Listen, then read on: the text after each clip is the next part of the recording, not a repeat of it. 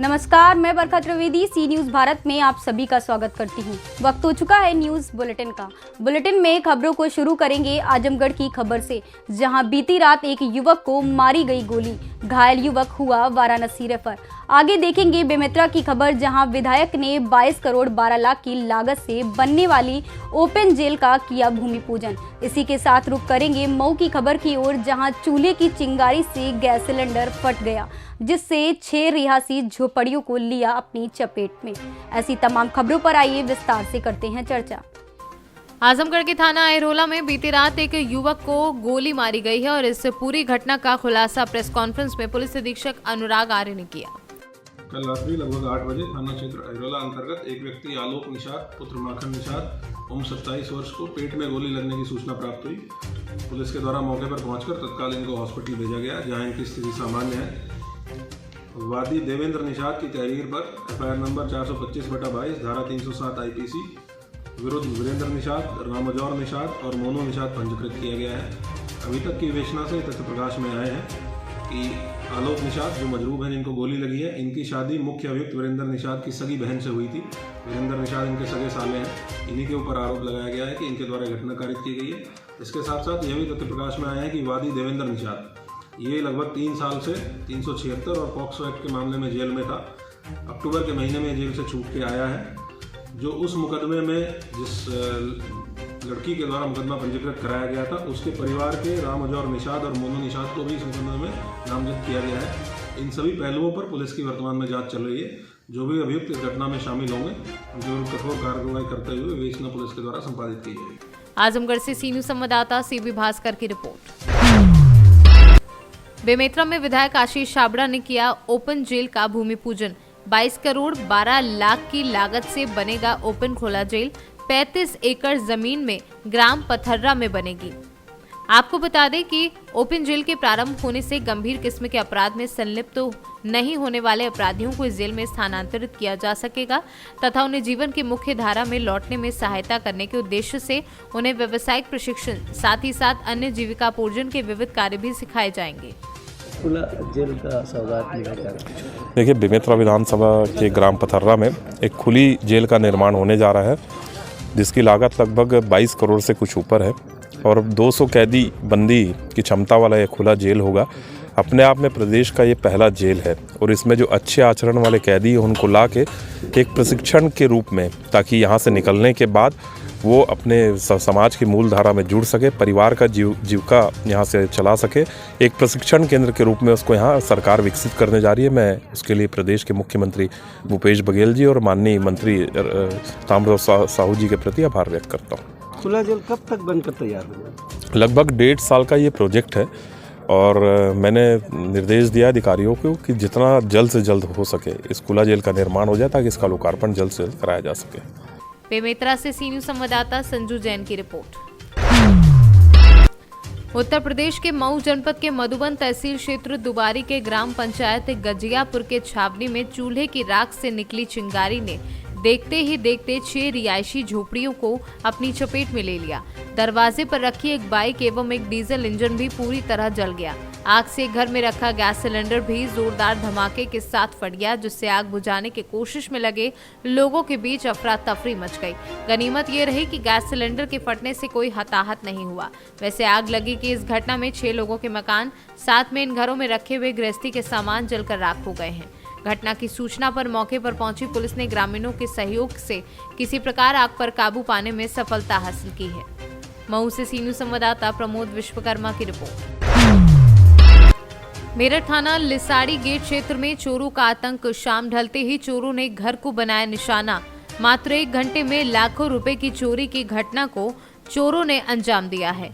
थाना लिसाड़ी गेट क्षेत्र के फतुल्लापुर पुलिस चौकी स्थित सोनी कॉलोनी में मात्र 1 घंटे के दौरान मकान में लगभग 1,60,000 रुपए की चोरी कर चोर फरार हो गए हैं। पुलिस को इस पूरी घटना के बारे में डायल 112 पर सूचना दी गई और पुलिस ने चोरी की घटना का जायजा लिया। साथ ही पुलिस अब जांच पड़ताल में जुटी है। मेरा नाम जी साहमद अली उर्फ पप्पू। साहमद भाई, क्या हुआ है? क्या मामला? ये हुआ तो सर, हम 8 बजे के आसपास से दावत में गए थे जामिया रेजिडेंसी। तो वहाँ जाके 1 घंटा में वहाँ पे लग गया। हम वापसी आके देखा 9 बजे तो सब ये टूटा हुआ मिला, यहाँ पर ताला, ये सेवे जो हमारा सामान था सब गायब हो गया। इसमें कितना सामान था, क्या क्या चोरी? एक तो 1.25 तोले का सोने का हार था सर, और 11,000 रुपये वैसे नकद रखे थे, और लड़की के जो थोड़ा सामान था चांदी का 200 ग्राम के आसपास, जो हमारी बच्ची की थी, और सोने की लौंग थी 4। लगभग टोटल कितने की चोरी होगी? करीब करीब 1,60,000 रुपये। इसमें आपने पुलिस को सूचना दी? हाँ, पुलिस 112 पर सूचना दी थी जी। 2 फैटम वाले आए थे, वो बुला के चले गए, थाने आके लिखवा दी। चाबी लिखित में नहीं दी आप? नहीं, लिखित में नहीं थी। अब थाने जा रहे हैं आप लिखित जी में? जी जी।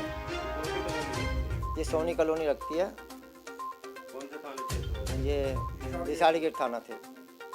तो आपको किसी को किसी से शक है? नहीं, ऐसे कैसे शक हो जाएगी? 8 बजे की बात है, अभी कोई ऐसी बात नहीं, कोई ना कोई तो रहता ही यहाँ पे। 1 घंटे के अंदर सब कुछ करके खाली करके चला गया। 1 घंटे में? मतलब जी। 1 घंटे पहले शाम के टाइम से? जी हाँ, बिल्कुल 8 बजे तो दावत में यहाँ से गए, 8:05 में यहाँ से निकला हूँ, 9 बजे वापसी आ गए। इतनी देर में यहाँ पे सब खाली कर दिया। मेरठ से सी न्यूज संवाददाता नवनीत कुमार की रिपोर्ट। ब्लॉक पवासा क्षेत्र की ग्राम पंचायत बागड़पुर इम्मा का मामला, जहां प्रधान अध्यापक ने सफाई को लेकर जर्जर भवन को लेकर कई सवाल उठाए हैं।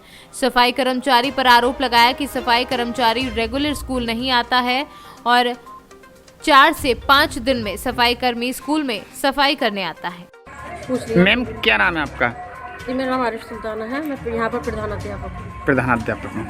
क्या है ये गंदगी को लेके मामला? देखिए, एक तो सफाई कर्मी रेगुलर नहीं आते हैं। क्या दिन में आते होंगे तो गांव में आते होंगे, लेकिन स्कूल में रेगुलर नहीं आते हैं। कितने दिन में आते हैं स्कूल में? ऐसे ही 4 दिन 5 दिन में आ जाते हैं, कभी जाते आते हैं कभी नहीं आते। इसको लेकर किसी अधिकारी से आपने शिकायत की है? जी, मैंने ऊपर मतलब इसकी एप्लीकेशन वगैरह भी अपने BRC पर मैंने रिटर्न में लिख कर दी थी। ABSS आपको? जी जी। तो उन्होंने क्या? नहीं, ABS आपको लिख कर नहीं दी थी, मैंने अपने ग्रुप पर डाली थी कि मेरे यहाँ सफाई कर्मी कम आते हैं। कम आता है। और कोई शिकायत? हाँ सर, थोड़ा सा स्कूल की कंडीशन बहुत ज़्यादा ख़राब है, इसके लिए मैं जर्जर भवन के लिए भी एप्लीकेशन दे चुकी हूँ कि भवन जर्जर है जी, और इस पर मतलब चल भी रहा है, प्रोसीजर में है, प्रोसेस में चल रही है, मतलब फाइल हमारी। तो इसमें प्रधान जी से आपने की शिकायत की है कि हमारा स्कूल में जर्जर है या काम की जरूरत आवश्यकता है स्कूल में? जी, वो तो है, ज़रूरत तो प्रधान जी को भी दिख रहा है, वो आते जाते भी हैं यहाँ पर, ऐसा नहीं है कि प्रधान आते जी जाते नहीं है। प्रधान जी ने आपसे कहा? नहीं, वो कह रहे हैं बोले हम कराएंगे। संभल से सी न्यूज संवाददाता जगतपाल सिंह की रिपोर्ट।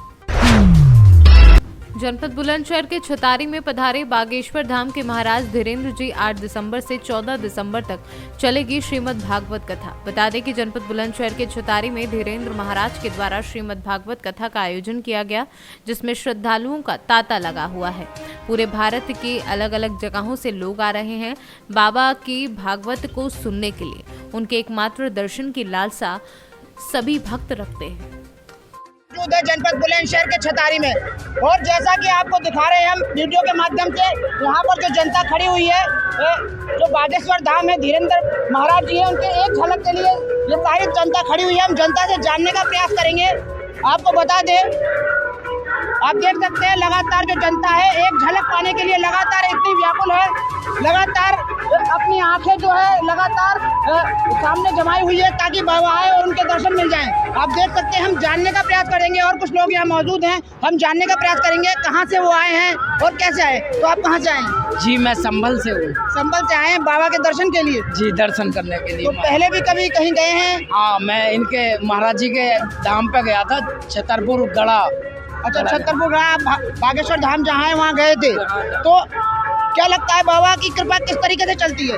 महाराज जी की जो कृपा है वाकई में मैं मानता हूँ कि ये तो साक्षात हनुमान जी की कृपा है। इनकी ही कृपा से जो समस्याएं, जिनकी भी समस्याएं, उनका समाधान बजरंगबली की कृपा से खत्म हो जाता है सब। तो आप देख सकते हैं लगातार जो जनता है वो बाबा की एक झलक के लिए खड़ी है। तो बाबा भैया जी कहाँ से आए हैं? ये मुरादाबाद से आया हूँ मैं। मुरादाबाद से पहले भी कई धाम लगाए वहाँ आए हैं कि पहली बार आए हैं? पहले मैं दिल्ली गया था एक बार। दिल्ली गए थे। तो बाबा की जो कृपा है वो कैसा लगता है आपको? भाई साहब, बाबा की कृपा तो ऐसी है जो उन लोगों के लिए सब है जो कहते कुछ नहीं है।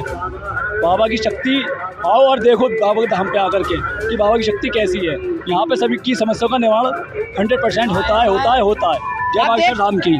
आप देख सकते हैं लगातार जो जनता है वो बहुत बहुत दूर से आई है और देश तो थोड़ा विदेशों से भी जनता आती है बाबा के दर्शन करने के लिए। और कहा जाता है जो बागेश्वर धाम में धीरेन्द्र बाबा जी है उनकी जो कृपा है जिस पे हो जाए वो उसका उद्धार हो जाता है। कैमरामैन राकेश के साथ उपदेश चौहान, सी न्यूज़ भारत, बुलंदशहर।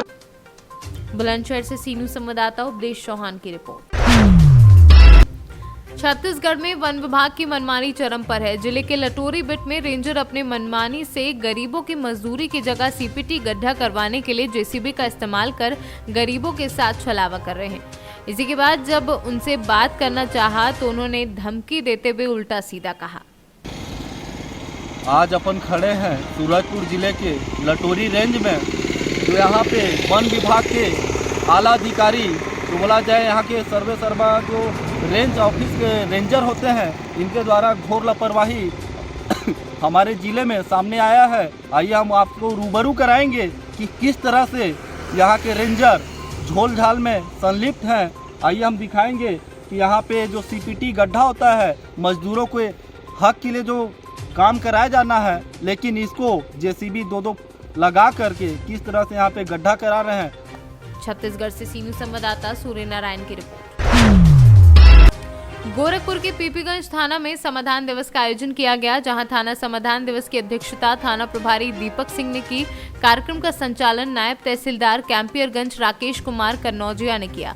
थाना समाधान दिवस में आने वाली शिकायतों का समय सीमा के भीतर निस्तारण कराने के लिए संबंधित विभाग के अधिकारियों की टीम बनाकर मौके पर जाकर करा दिया गया। थाना प्रभारी दीपक सिंह ने कहा कि थाना समाधान दिवस में आने वाली शिकायतों को समय सीमा के भीतर निस्तारित करा दिया जाता है। मात्र 8 मामले राजस्व संबंधित फरियादियों ने अपनी शिकायतें इस दौरान दर्ज कराई। गोरखपुर से सी न्यूज़ संवाददाता योगेंद्र कुमार अग्रहरी की रिपोर्ट।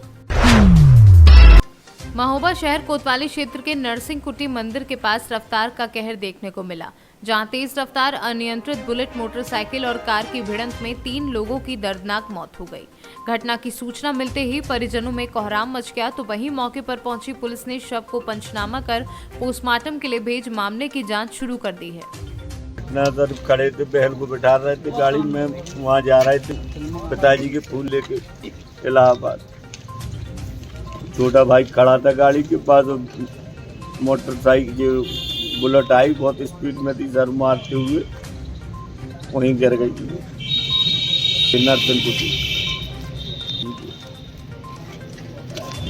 गाड़ी बुलेट थी। एक सड़क हादसा सामने आया है, क्या पूरा घटनाक्रम रहा और किस तरह के निर्देश आपके द्वारा दिए गए? थाना कोतवाली में विगत रात्रि को रामकथा मार्ग पे एक एक्सीडेंट हुआ है। इसमें 3 लोगों की दुखद मृत्यु हो गई है। इसमें 2 लोग मोटरसाइकिल से थे और 1 लोग कार से थे। इसमें पंचायतनामा और पीएम की कार्रवाई कराई गई है और अग्रिम विधिक कार्रवाई शीघ्र करके और विवेचना का निस्तारण किया गया। महोबा से सी न्यूज़ संवाददाता राहुल कश्यप की रिपोर्ट। प्रयागराज जिले के करछना थाना क्षेत्र में लूट की घटना का पुलिस ने खुलासा किया है। रेडियंट सीएमएस का कर्मचारी ही निकला मास्टरमाइंड, खुद ही लूट की घटना का रचा षड्यंत्र।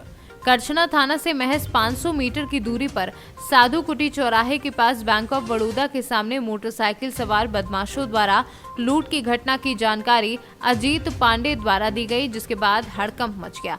थाना प्रभारी विश्वजीत सिंह के साथ पुलिस टीम मौके पर पहुंची और जानकारी आला अधिकारियों को दी। जानकारी के बाद एसपी जमुना पार सौरभ दीक्षित, क्षेत्राधिकारी करछना अजीत सिंह चौहान, थाना नैनी, औद्योगिक थाना व एसओजी की टीम जांच में जुट गई। जिस मामले में पुलिस ने सीसीटीवी और सीडीआर के माध्यम से पुलिस ने अजीत पांडे के साथ 2 अन्य अभियुक्तों को गिरफ्तार कर लिया है, जिनके कब्जे से लूट के 3,50,000 रुपए व 2 तमंचे, कारतूस, 1 मोटरसाइकिल, एक अभियुक्त अजीत पांडे की निशानदेही पर 4 पहिया बुलेरो गाड़ी बरामद की है। प्रयागराज कमिश्नरेट के थाना खरचना पे 6 दिसंबर की सुबह एक सूचना मिली थी कि एक व्यक्ति अजीत, जो कि रेडियंट सीएमएस कंपनी के लिए, फाइनेंस कंपनी के लिए काम करते हैं और छोटे बैंकों से पैसे कलेक्ट करके उन बैंकों में जमा करते हैं जहां पे बैंक वॉल्ट की सुविधा उपलब्ध रहती है। इनके साथ 3.5 लाख रुपए की लूट की सूचना पुलिस को प्राप्त हुई थी। तत्काल संवेदनशील सूचना पर पुलिस मौके पर पहुंची और छानबीन शुरू की गई। जो वादी हैं उनकी तहरीर के आधार पर सुसंगत धाराओं में लूट का मुकदमा पंजीकृत किया गया था, जो उसके अनावरण के लिए 4 अलग अलग टीमें क्षेत्राधिकारी एसीपी करछना के नेतृत्व में लगाई गई थी। इसमें टेक्निकल इंटेलिजेंस और ह्यूमन इंटेलिजेंस दोनों का ही सहारा लेते हुए ये बात प्रकाश में आई कि जो वादी मुकदमा हैं अजीत, इनके द्वारा ही अपने दोस्तों के साथ एक षड्यंत्र किया गया था, जिसमें अपने साथ जो 3.5 लाख रुपए थे इसे लूट के एक कहानी मनगढ़ंत बना करके इसे एक लूट का घटना दिखाने का प्रयास किया गया था। तीनों ही षड्यंत्रकर्ताओं को आज हिरासत में लेके न्यायिक अभिरक्षा में भेजा जा रहा है। इनके पास से लूट की पूरी रकम और 2 अवैध असलहे भी बरामद किए गए हैं। घटना में प्रयुक्त एक मोटरसाइकिल भी बरामद की गई है। ये पैसे इंश्योर्ड थे क्या? जो पैसे थे वो उत्कर्ष बैंक के थे और उत्कर्ष बैंक कर्मियों का ये कहना है कि पैसे उनके इंश्योर्ड थे। प्रयागराज से सी न्यूज संवाददाता मंगला प्रसाद पटेल की रिपोर्ट। फिलहाल के लिए इस न्यूज बुलेटिन में बस इतना ही। देश दुनिया की तमाम खबरों के लिए देखते रहे सी न्यूज भारत। हर खबर आपके साथ, आपके हाथ।